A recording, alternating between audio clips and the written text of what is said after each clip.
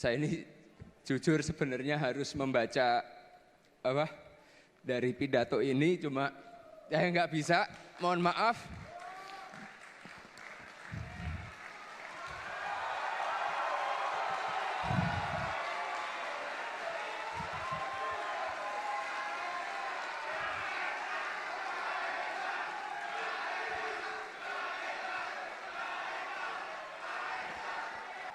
Cuma satu hal yang akan saya janjikan kepada teman-teman semuanya, bahwa PSI akan menjadi partai yang sangat besar kemudian hari.